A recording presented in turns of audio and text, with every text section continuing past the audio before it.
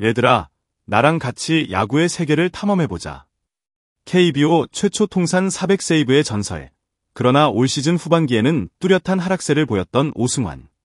삼성이 그를 보호선수 명단에 포함시키며 야구계는 물론 팬들 사이에서도 뜨거운 논쟁을 불러일으키고 있습니다.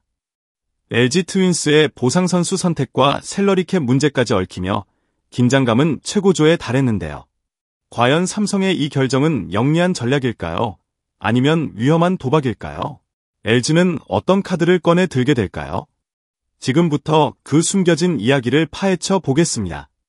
삼성 라이온즈가 FA 최원태 영입 후 보호선수 명단 구성에 대한 팬들의 궁금증을 해결하며 오승환을 20인 보호선수 명단에 포함한다고 발표했습니다.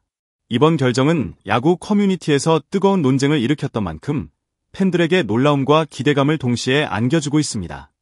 그렇다면 삼성의 이번 결정은 어떤 배경과 의미를 지니고 있을까요? 그리고 LG 트윈스는 보상선수 선택에서 어떤 전략을 취할까요? FA 시장에서 대형 영입을 단행한 삼성은 최원태를 데려오며 LG에 보상선수를 내줘야 하는 상황에 놓였습니다. FA 규정에 따르면 삼성은 최원태의 연봉 200%와 보호선수 20인의 보상선수 1명을 제공해야 합니다. 그런데도 삼성 구단은 오승환 포함을 강력히 밀어붙였는데요. 이는 왜일까요?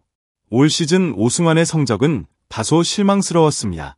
정규 시즌에서 58경기에 출전해 3승 9패, 27세이브, 평균 자책점 4.91을 기록했고 특히 후반기에는 평균 자책점 7.41로 부진한 모습을 보였습니다.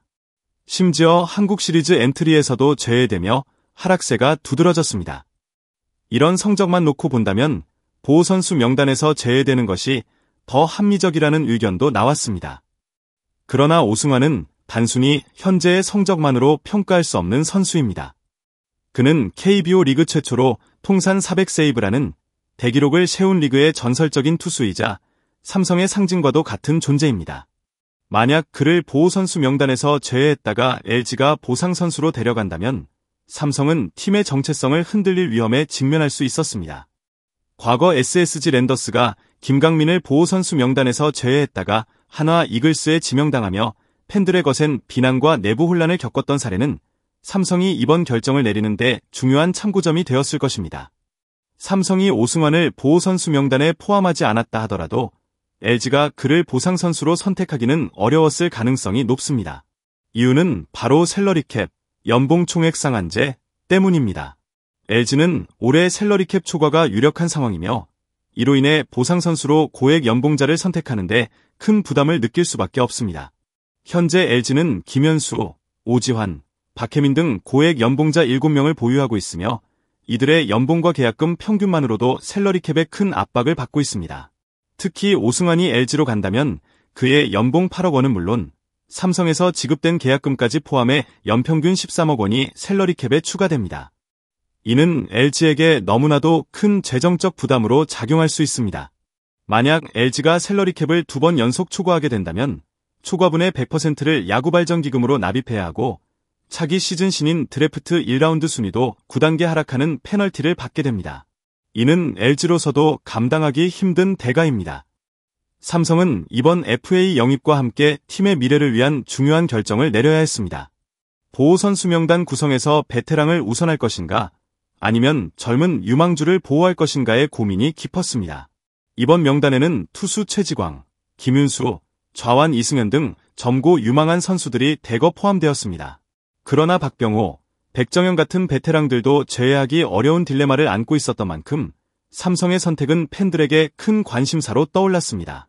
삼성이 즉시 전력감으로 분류되는 베테랑 선수들을 전부 포함하지 않는다면 다른 팀에서 이들을 보상선수로 지명할 가능성도 배제할 수 없습니다. 또한 삼성의 이번 명단 구성은 팀 내 세대 교체와 경쟁력 유지라는 두 가지 목표를 동시에 충족해야 하는 도전 과제이기도 했습니다. 젊은 유망주를 보호하지 않는다면 미래를 잃을 위험이 있지만 반대로 베테랑들을 제외하면 팀의 경험 부족과 팬들의 반발이라는 문제에 직면할 수 있습니다. FA 영입과 보상선수 선정 과정에서 삼성과 LG의 전략은 자연스럽게 비교 대상이 되었습니다. 특히 LG는 올해 정규 시즌 우승 후 한국 시리즈에서 아쉽게 패배한 만큼 이번 FA 시장에서의 움직임과 보상 선수 전략이 내년 시즌의 성패를 좌우할 가능성이 큽니다.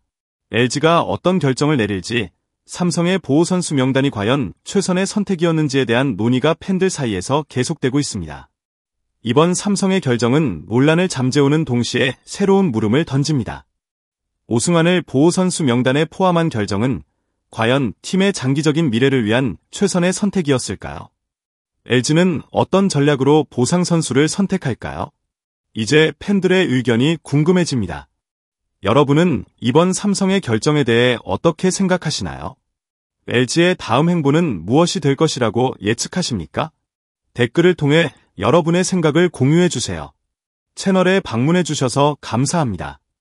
오늘 영상이 재미있고 유익하셨다면 좋아요와 댓글로 응원 부탁드려요. 그리고 앞으로도 재미있는 야구 소식을 놓치지 않으시려면 꼭 구독 버튼을 눌러주세요. 여러분의 관심과 사랑이 저희 채널에 큰 힘이 됩니다. 감사합니다.